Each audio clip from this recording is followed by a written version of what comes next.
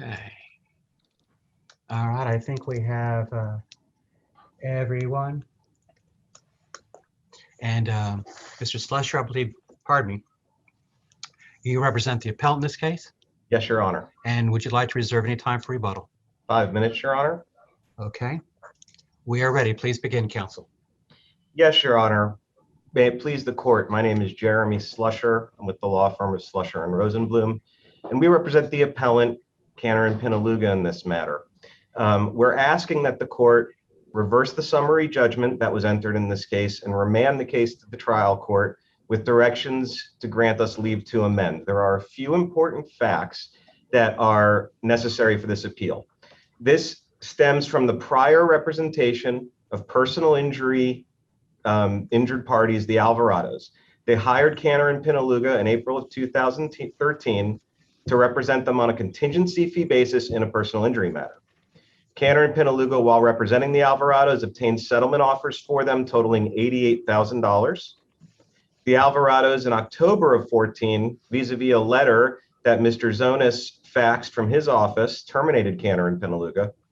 Schwartz and Zonas took over the case, filed suit, and ultimately settled for only $12,000 more than Cantor and Pinaluga had received in an offer. They settled for a total of $100,000 versus the $88,000 that Cantor and Pinaluga had been offered.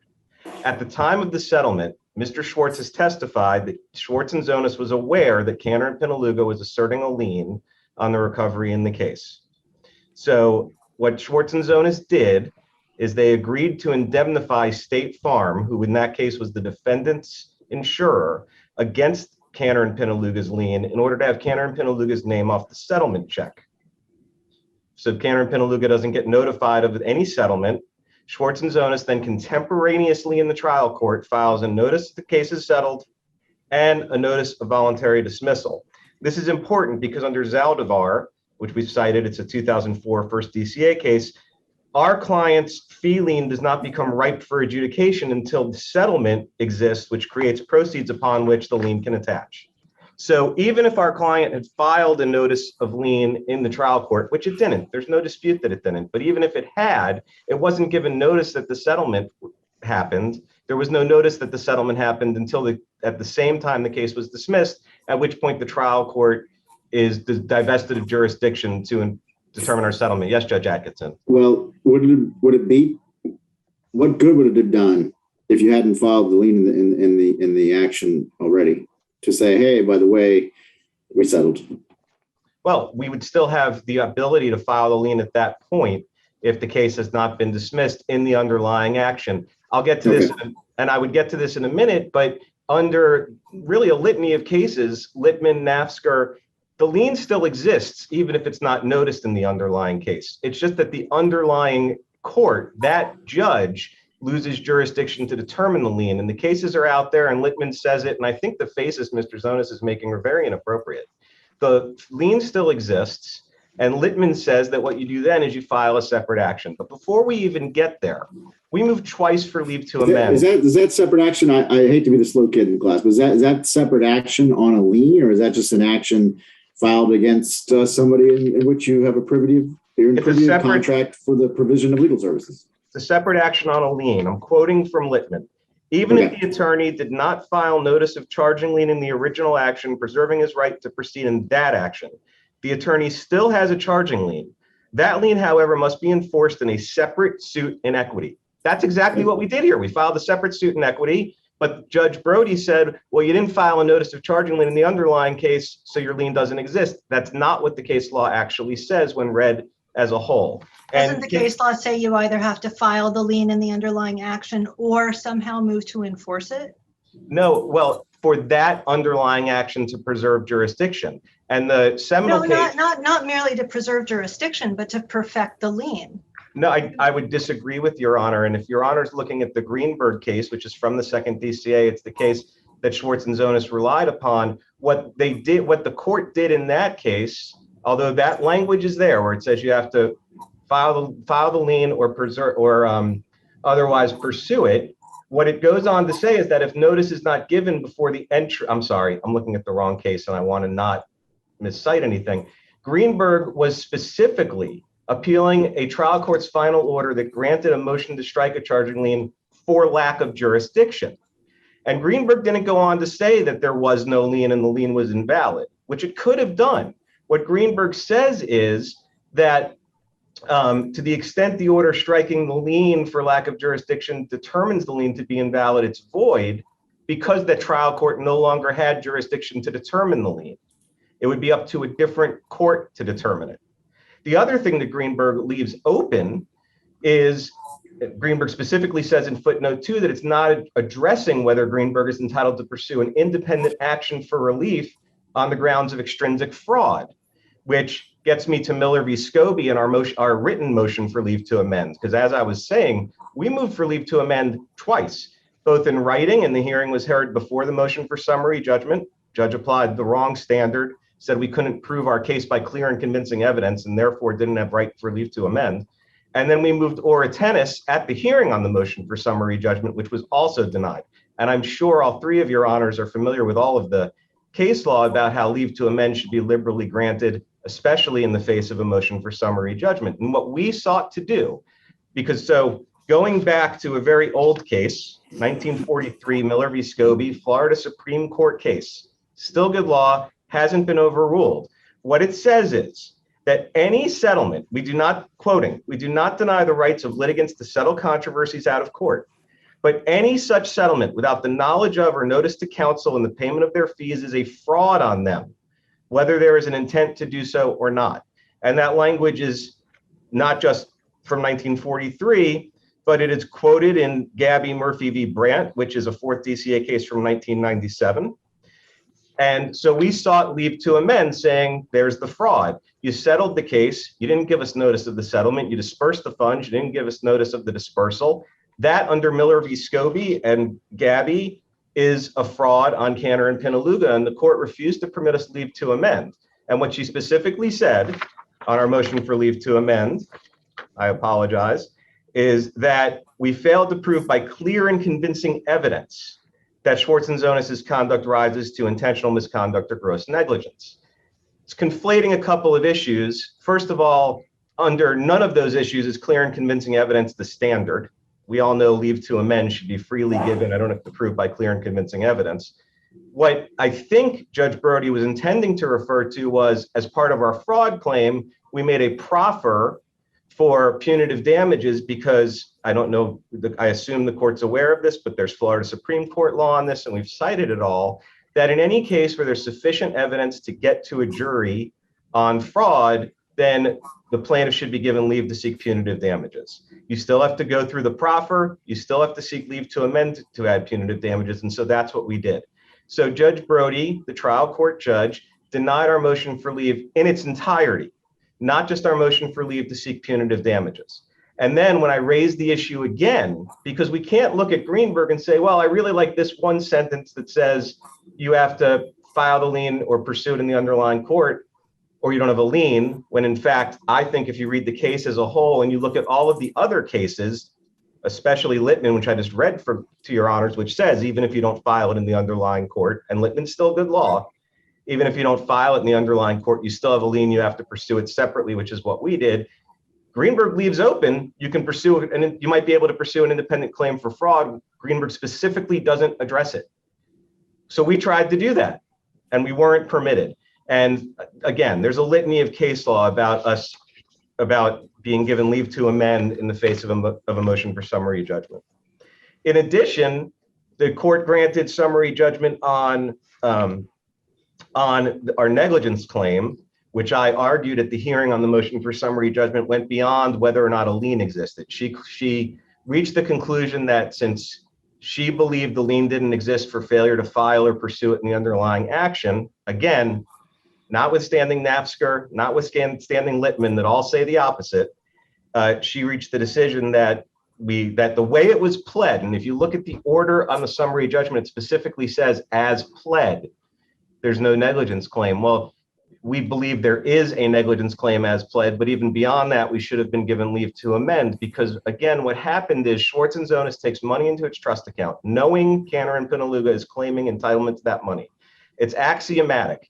that money in a lawyer's trust account doesn't belong to the lawyer. Well, who does it belong to? In this instance, there's multiple claims to that money. But instead of addressing those claims, Schwartz and Zonis disperses the money out of its trust account without notifying us. It is a violation of Rule 5-1.1, which really just codifies what the law is, which is money in a lawyer's trust account doesn't belong to the money, doesn't belong to the lawyer. The lawyer knows of a claim against that trust money. The lawyer needs to address it, and that could be grounds for a negligence claim as well.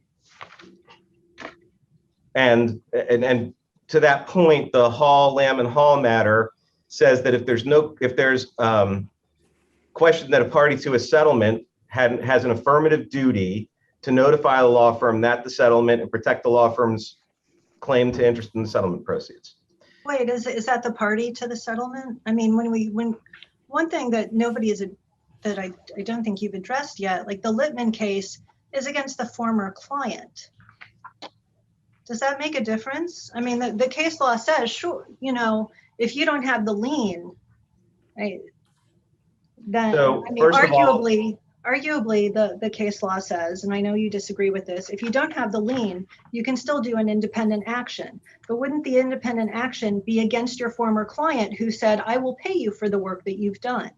well, there is a breach of contract claim for that. But if you follow Littman, which says that even if the attorney did not file notice of the charging lien in the original action, the attorney still has a charging lien and must enforce through a separate suit. The action on the charging liens apply against anybody who has notice of the charging lien and comes into possession of the funds. Schwartz and Zonis admitted they had notice of the lien. Mr. Schwartz testified that he was aware of it before they settled, and they came into possession of the settlement funds. So under Littman, no, absolutely not. The lien still exists under Littman, even if it's not filed in the underlying case. And the purpose of the lien is so you have more than just a breach of contract action. But in addition, would your claim for damages for negligence be stronger if the case law was not as you say it is, which is to say you lose the lien if you didn't? In other words, you're saying, well, if we'd known there was settlement in the works, we would have filed our lien and perfected it in the underlying case. And now you're saying, well, but we still have the lien, so we could still enforce the lien. Now, but what are your damages are like? Well, it would have been a lot easier if we could have been at the table and gotten. I mean, am I making sense here? I mean, like you're insisting that we still have the lien. We still have the lien, and so how are you damaged by the negligence? Well, Your Honor, it's the same. It is absolutely the same damages. There is no difference in the damages, and we would not be entitled to a double recovery. I absolutely agree. But under the law, when the firm comes into funds, has knowledge that there's other people who have a claim to those funds, it's up to the firm to decide to figure out who's entitled to those funds. So it's the same damages, if that was the question that Your Honor was asking, Judge Atkinson. Yeah, I guess so. Okay. And also under Brody, to go back to Judge Rothstein-Yoakum's questions, in Brody, it actually addressed a similar thing where the lien was not pursued in the underlying action. Underlying court lost jurisdiction. Brody's another fourth DCA case from 2014. And I quote, however, the firm has already commenced a separate new action against the clients, which would be that breach of contract claim Your Honor Rothstein-Yoakum suggested. The client's attorneys, which would be us suing Schwartz and Zonis, and others in which alleges counts to impress a lien, along with various other claims for relief. The firm therefore has an adequate avenue through which to seek relief. So the Brody case from 2014 says the same thing I'm saying today, which is if you don't file your lien or pursue it in the underlying action, just like Littman said, you still have it, you pursue it through a separate action. And Your Honor, Judge Rothstein-Yoakum was asking, well, isn't that just against the clients? No, Brody says it's against the clients' new attorneys, and it says, and others in which it alleges counts to impress a lien, because the whole point of the lien is that it becomes a lien on the funds. And the funds, having been in Schwartz and Zonis's trust account, with that lien attached, the lien needed to be addressed. Finally, the final count on which summary judgment was granted was unjust enrichment. The court relied exclusively on People's National Bank. We found and cited to the court a third DCA case from 2000, Framer Realty, that I think is much more on point. There you have a realtor who provided services to a property owner who was looking to sell its property. Realtor gets fired. The buyer hires a new realtor. That new realtor sells the property, takes in the commission, and the original realtor says, wait a second, you've been unjustly enriched by the work that I did. I brought the buyer to the table. Well, that was the point of our unjust enrichment You're case. at 15. Okay, I will reserve the remainder of my time. Good morning, Your Honors. James Zonas on behalf of Schwartz and Zonas. And just to give Your Honors a little bit of background on this case, this is a 2013 accident. Cantor and Pintaluga purportedly were retained by the Alvarados to represent them pre-suit. In 2014, the Alvarados had discharged all their prior counsel. And in 2017 or 18, actually, Mr. Slusher's firm filed, after the underlying case was dismissed, 14 CA 2362 in 2015. In 2018, filed a motion in the circuit court in Collier County to enforce the charging. Our office immediately filed a 57105, citing Baker v. Hostetler. I don't think we looked up Greenberg-Traurig at that point, and Mr. Slusher withdrew the action. Next step in this unbelievable process, Mr. Slusher files a lawsuit on an accident in Collier County, Florida, in Palm Beach County, looking to enforce the charging. Here are the three counts. Number one is negligence, which we have no duty to Cantor and Pintaluga. Number two is the charging lien, which Mr. Slusher has admitted they never filed in the underlying action. And now we're talking over 2 years later. And number three is the unjust enrichment, which is admitted in the record that Cantor and Pintaluga had no contact with our office during the course of the underlying action. All admitted facts. So we go over to Palm Beach County now at 8:30 in the morning, and we dismiss the case. It gets transferred for venue. Somehow the order says we have to answer the case when it's transferred to Collier County. Needless to say, now we're in Collier County, November 2018. We have another motion to dismiss, citing the same three grounds. Number one, cannot pursue an unperfected charging. Number two, letters don't qualify as timely notice of the charging. And that's clear from all the case law, including Greenberg-Traurig. And number three, an unperfected charging lien is not pursuable, but you have an action at law against the clients, which was never filed against the Alvarados. So the case proceeded even further, and it gets worse. The case actually gets worse. So we come to June 30th, 2020, and we have a motion for partial summary judgment. And I quote Mara Sorofsky, an associate of Slusher Rosenblum's complaint, or a motion for partial summary judgment against State Farm, because they brought them in, leaving me the unsavory position of defending myself, the Alvarados, and State Farm.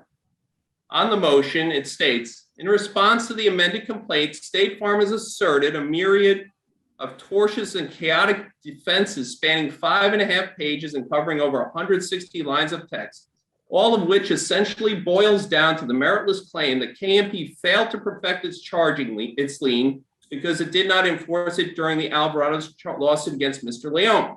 Of course, as set forth above, KMP was denied such opportunity because, notwithstanding the fact that it had timely notified all the players, which they did not notify us, they admit to never contacting us, the Alvarados, Schwartz and Zonas, and State Farm of its claim of lien, none of them gave notice to KMP that the Alvarados had filed suit, that the lawsuit had been settled or the lawsuit was being dismissed. It appears that the existence of the lawsuit was kept hidden from KMP, and that is June 30th, 2020. Then we go to July 14th, 2020, record 1835, motion to amend the pleadings. And this is the way that Cantor and Pintaluga was setting up the fraud claim. So you'll see what irritated the judge at the trial level so much.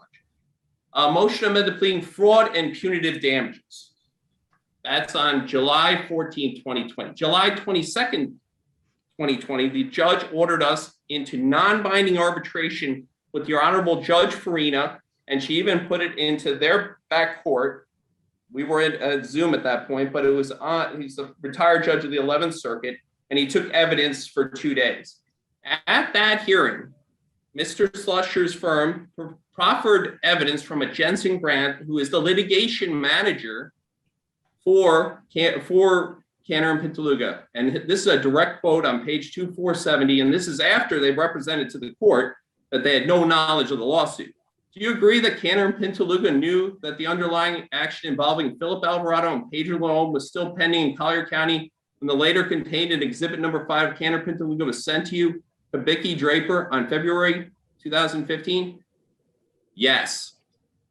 So here we go to motion to amend, August 20th, 2020, record 3050. Hearing a motion for leave to amend by Judge Brody. Denied. You had no contact with Schwartz and Zonas. You knew about the lawsuit and the underlying action for months, and there's simply no excuse for a fraud complaint, especially after you've blown every case management deadline that was set by the judge. You move for continuances, and the same legal argument that we had from the beginning of this still exists. It never changed since 2018. I've said it from the beginning. I'll say it to the end. We don't have a duty. There is no negligence. So we go further to the summary judgment here. And now you've heard Mr. Slusher state that he moved Oritennis for leave to amend the negligence count. And this is the exact quote from the summary judgment hearing when things are going poorly. The court, at this time, I'm looking at negligence, the negligence count, and it says pursuant to that, and this is paragraph 24 of the amended complaint filed on May 20th, 2019. Mr. Slusher, I would move Oritennis if Your Honor thinks that it's properly pled, and we haven't pled Rule 5.1.5-1.1 issues sufficiently to go ahead on that. So he's not even actually making an Oritennis motion for leave to amend. He's suggesting he would if he loses the case. Neither was done, and I will correct a couple of points in the record. Zaldivar did not hold that a letter perfected a charging. It did not hold that. Inside of the Littman case, it's directly quoted on the last page. However, if an attorney has not claimed a charging lien or there are no proceeds to which lien can attach, he nonetheless retains the right to sue the client on the contract in an action at law in which the client is entitled to a jury trial. The final thing, there was never an Oritennis motion to amend the unjust enrichment. It's clear from the facts there's no contact between Cantor and Pintaluga. It's too old.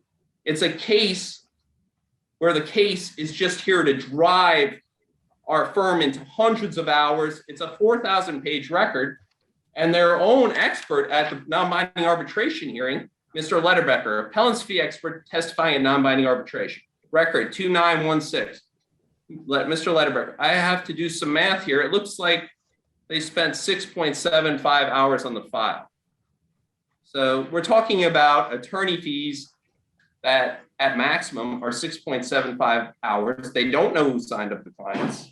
There's been an allegation of misconduct by me. I was moved to disqualified, accused of fraud. They accused also the judge of somehow being amenable to me, and I've never met a more fair judge. But the bottom line is there isn't a case. It's all legal issues. They've never overcome the legal issues, and Greenberg trial rate is on all fours. It has the same issues. And in fact, in Greenberg, they had that major firm litigating the Starling case while the case was going on and absolutely was involved in the underlying litigation. They didn't file a notice of charging lien. They weren't entitled to their fees from the settlement proceeds. They did not attach. They could not be pursued. The cases that were also cited, Garfield, Green, Schur, Silverio, Sherlon, all those cases had a notice of charging lien filed on them. And in fact, in Littman, there was an interpleader action that was filed. So the case law is quite clear. There's one case out there, Geico, which is from the third DCA, but in that case, the perfection of the charging lien was not an issue. The parties agreed there was a charging lien, maybe it was pre-suit, And most of it may have been explained at that level, but the parties agreed that it was a charging lien. They never came to that issue. And the Ditka case, the dicta cases, Nasker, Littman, they're all looking into the dicta holdings. They all had notices of charging lien, interpleader actions. And in fact, Scobie v. Miller had done some kind of notice to the court at that level in 1943. So besides all those facts, there's been so many zeros on this case. Judge Farina, there was no settlement with State Farm. State Farm, they just dropped their case against State Farm, got a zero. They got a zero against our office. They had a zero in the underlying case for the motion to enforce the charging. Judge Brody gave them a zero. It's just, there simply is no case, and it's mainly the legal arguments that were there from day one. And if your honors have any further questions, I don't have anything further. When did the underlying PI case settle? What? May 2015. And when was the suit filed? Oh, to be accurate, your honor, was, I want to say October, November 2014. Okay, I didn't mean that one. I mean the suit on this lien in West Palm This Beach. lien, it was filed in 2018. Would it be in Palm safe? Beach County, I want to say April, your honor, but I'm not absolutely sure of that. Would it be safe to say that the proceeds had already been dispersed by the time the lawsuit had been filed? That is correct, and we did not have any notice of any. So anyone there was claiming nothing it. to attach to in your possession at the time the lawsuit was filed. That's correct, your honor. It's many years later. It was 2 years later. Excuse me. Okay, I think I have some of the timeline. Okay, thank you. Were there any other questions? Anything further? You still have some time. It's up to you. No, your honor, I would yield the rest of my time. Thank you, sir. All right, let me stop the clock. Okay, the appellant may respond. You have your 5 minutes, sir.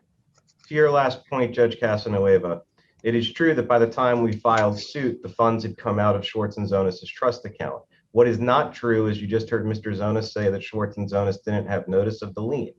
Mr. Schwartz admitted that they did, that they were aware that Cantor and Pinaluga was claiming a lien on the funds before the money came into their trust account and before they dispersed the money from the trust account. That's when the lien attached. When the money came in, Schwartz and Zonas was aware of it. Schwartz and Zonas didn't do anything whatsoever. So you are equating knowledge of a fact to be the equivalent of a charging lien? Notice of the lien is one element to create the lien. Notice of the, you said they had notice of your claim. The charging lien is perfected by putting it in the case file. Well, is what again, the body of the cases seem to suggest. that is what the Greenberg case suggests for purposes of, and other cases for purposes of the trial court maintaining jurisdiction to determine the lien. But again, if your I honor, think the Brody case that you rely on, it distinguishes a trial court lacks jurisdiction to entertain a charging lien. So sure, that's the jurisdictional part, where it has not been timely perfected. That is filed before the trial court lost jurisdiction through settlement, dismissal, or final judgment. So the trial court loses jurisdiction if the lien has not been timely perfected. And that goes on to define what's required for it to be perfected. So we come back, you're saying the failure to file it in the underlying case simply means the trial court doesn't have jurisdiction over it. But the Brody case says the trial court doesn't have jurisdiction over it because it hasn't been timely perfected, because it hasn't been timely filed. And you keep sort of skipping over that middle step that even Brody says. well, because if your honor continues with what Brody says, it says, however, the firm has already commenced a separate new action against the client's attorneys, and others in which it alleges counts to impress the lien. It doesn't say it's going to be successful. Well, but it also, they brought suit somewhere else, so they've got their opportunity to litigate that somewhere else. It doesn't say they've got a lien. It says they brought a suit. and it says That there, alleges that. and it says because of that other suit, there's an adequate avenue through which to seek relief on the lien. And so and if you look back at the Littman case, even if the attorney did not file notice of a charging lien in the original action, preserving his right to proceed in that action, the attorney still has a charging lien. That lien, however, must be enforced in a separate suit in equity. That's exactly what Littman says. I'm just quoting from Littman. That's what we did here. We filed a separate suit in equity. If there is to enforce the charging lien because there was not notice filed in the underlying case. And that's right. That's right in Littman. I'm quoting from it. So the lien still exists. We have to pursue it in a separate case, which is what we tried to do here. And again, to the negligence claim, they took money into their trust account. They knew Cantor and Pinaluga was claiming a right to that money, and they chose not to address it. They had an obligation to address Cantor and Pinaluga's claim to a portion of the money that came into the settlement. As to the timing and the fact that it was 3 years before we filed suit, in the file, you'll see there was a letter from a predecessor law firm from us requesting information about the money. That letter went ignored. Mr. Zonas admitted in deposition that they never responded to it. And so that's when we ended up filing suit. If there's a defense of latch, I mean, we're within the statute of limitations. I don't think anyone would question that. If there's a defense of latches, that's an affirmative defense they can bring up and raise, but we should be entitled to proceed. And I don't know why Mr. Zonas is misrepresenting that we didn't move for leave to amend. Not only did we move for it, but Judge Brody in her order granting summary judgment says that KMP or Tennis renewed its request to amend its pleading to include a claim for fraud against Schwartz and Zonas pursuant to footnote number 2 in Greenberg, which we've read footnote number 2, which says they're not foreclosing a separate claim in fraud, which under Miller v. Scobie we have, and the judge says the court denied both of KMP's or Tennis requests. So I don't know why Mr. Zonas is telling you I didn't move or Tennis for leave to amend when Judge Brody's order very well says that I did, and she denied us leave to amend, and the case law is rampant that a motion for leave to amend should be freely granted. We've only amended this case once substantively before, so there was no abuse of the amendment. There have been 3 pleadings because we filed a complaint. There was a page or 2 missing. We filed a corrected complaint, but the only amendment was once with leave to amend substantively, and there was no finding of futility by the court either to the amendment. The reason she denied our motion for leave to amend is based on her finding that we didn't prove fraud in a motion for leave to amend by clear and convincing evidence, which we all know isn't the standard. Under Miller v. Scobie, it's not the fact that the suit was filed and we weren't made aware of it. By the way, that's all that our pleading alleged, and it's true. Our client wasn't made aware of it. I'll admit we thought our client didn't know about the suit. We later found out that they did, but that's not what Mr. Zonas read to you. What Mr. Zonas read to you is that our client wasn't told about the suit, which is a true statement. Nevertheless, let you know the 5 minutes has passed. We're already at 5.5. So I will, with that, shut up and just tell the court that what we are asking the court to do is reverse the summary judgment and remand the case to the trial court with directions to permit us leave to amend. Thank you. Thank you both this afternoon. Please stay well. And that will conclude our proceedings for today. Stay safe, Thank you Your all. Honors. Thank you. I'll let you go, and I need to, I guess,